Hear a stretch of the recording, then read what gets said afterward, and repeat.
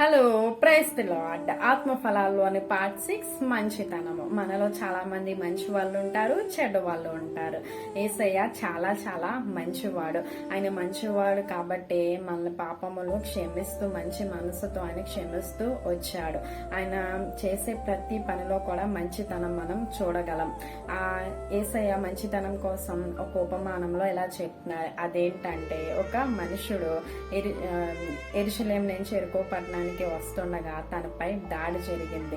తన దగ్గర ఉన్న ధనాన్ని, తన వస్త్రాలని వాళ్ళు దోచుకొని ఆ మనిషిని చనిపోయే అంత వరకు తను కొట్టేసి వాళ్ళు వెళ్ళిపోయారు. ఆ దారిలోనే యాజకుడు చూసి తనని పట్టించుకోకుండా వెళ్ళిపోయాడు. కొంత సమయానికి ఒక లేవీడు వచ్చాడు. తను చూశాడు, ఆ పక్క నుంచి వెళ్ళిపోయాడు. కానీ కొంతసేపటికి మరలా ఒక ప్రయాణం చేస్తుండగా ఒక సమరయుడు వచ్చాడు.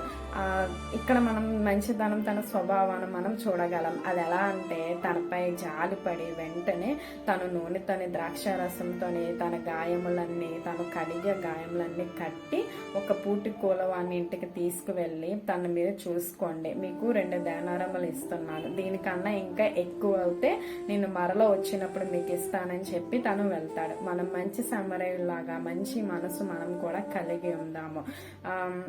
మనము దేవుని స్వరూపంలో చేయబడ్డాం కాబట్టి మంచి వాళ్ళుగా ఉండగలం, మంచి పనులు చేయగలం. ఆమేన్. Thank you.